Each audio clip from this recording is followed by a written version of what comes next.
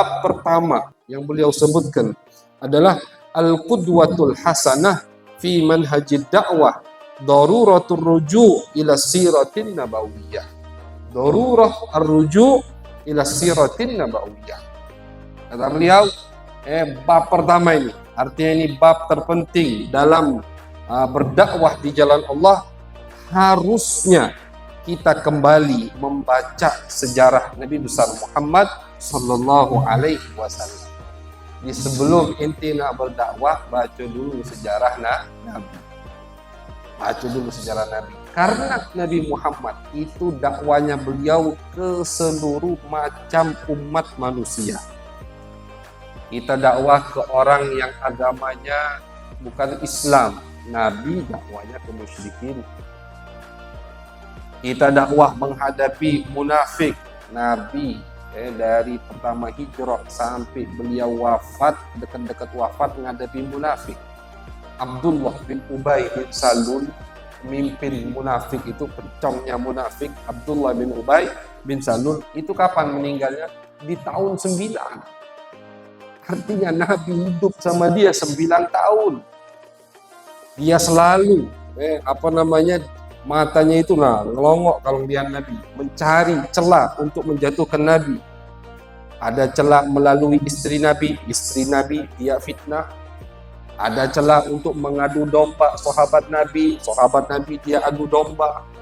Ada celah untuk mencaci Nabi pun dicaci oleh Abdullah bin Ubay bin Salul.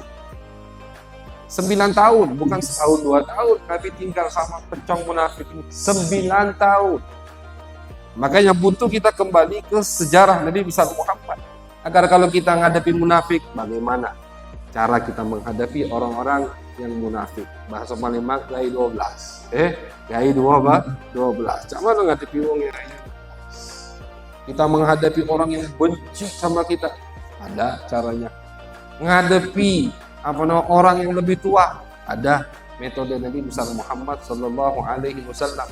Makanya Buya Sayyid Muhammad Alawi Al-Maliki dalam kitab ini Al-Qudwatul Hasanah fi Manhajid Dakwah, beliau menyebutkan bab pertama untuk orang yang ingin berdakwah di jalan Allah, daruratul ruju' ila siratin nabawiyah. Harus kita ini kembali mengkaji, membaca sejarah baginda Nabi besar Muhammad sallallahu alaihi wasallam. Beliau sebutkan di sini, inna sirah an-nabawiyah wa siyarus sahabah radhiyallahu anhum wa tarikhahum hiyal qudwah al-hasanah fi manahijid du'a. Kata beliau, sejarah Nabi, sejarah sahabat-sahabat Nabi adalah suri tauladan yang sempurna, suri tauladan yang baik untuk para pendai di jalan Allah Subhanahu wa taala. Wal masdarul kabir li quwwatihim al-imaniyah, sumber terbesar agar kita mendapatkan kekuatan iman. Kekuatan iman kita biar kuat. Sekarang ente dakwah di jalan Allah, iman ente tidak kuat. Maksudnya iman tidak kuat, tidak punya kepercayaan yang tinggi, cepat putus asa. Bagaimana mau sempurna dakwahnya? Cepat minder, ditolak sekali, 2 kali, 3 kali minder. Nggak bisa sempurna dakwahnya. Kayak lihat Nabi besar Muhammad. Nabi itu di Mekah 13 tahun. Beliau keliling. Di Mekah tidak mempan, beliau ke Taif. Di Taif beliau ditolak, beliau keliling Nabi besar Muhammad. Bukan beliau punya muka tidak punya malu, karena memang dalam berdakwah di jalan Allah kita tidak boleh malu. Kalau yang malu-malu di jalan dakwah di dalam berdakwah di jalan Allah, akan tidak sempurna dakwahnya di jalan Allah Subhanahu wa taala. Jadi as-sirah an-nabawiyah, sejarah Nabi besar Muhammad. Wasiyarus sahabat, sejarah sahabat Nabi besar Muhammad sallallahu alaihi wasallam adalah sumber terbesar untuk memperkuat iman kita agar kita yakin dalam dakwah kita di jalan Allah Subhanahu wa taala. Jadi sekali lagi beliau mengembalikan kita agar kita kembali untuk membaca sejarah baginda Nabi besar Muhammad sallallahu alaihi wasallam, dan ini dipraktekkan sama beliau di tempat beliau mengajar. Buya Sayyid Muhammad Alawi Al-Maliki Al-Hasani itu di pondok beliau, kita selama sama Buya Sayyid Ahmad 10 tahun, itu tiap hari pasti ada pembahasan kajian kitab yang membahas tentang Nabi Muhammad SAW. Pasti itu. Mungkin hari ini bacanya syarah hadis yang berkaitan dengan Nabi. Besok sejarah Nabi besar Muhammad.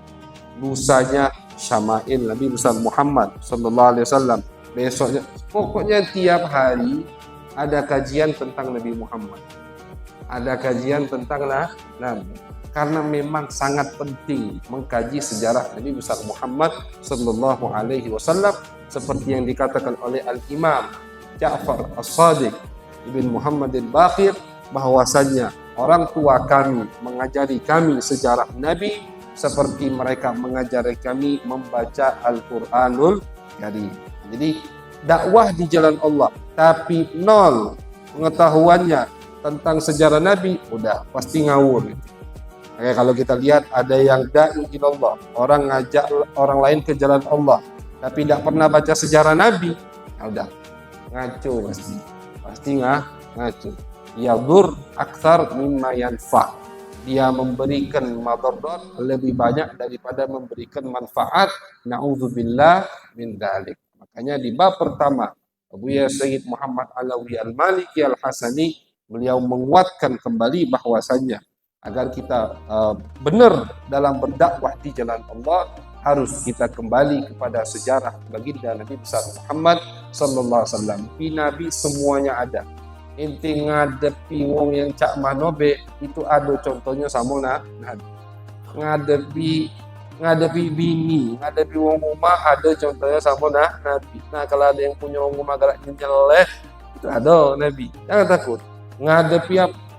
Pokoknya semua, ngadepi atasan, ngadepi pejabat, ngadepi pemimpin, ngadepi ngadepi raja, semua ada pada Nabi besar Muhammad Sallallahu Alaihi Wasallam. Jadi kalau pengen sempurna dakwah kita di jalan Allah, harus kita mengkaji sejarah baginda Nabi besar Muhammad Sallallahu Alaihi Wasallam, dan bukan hanya dakwah kita.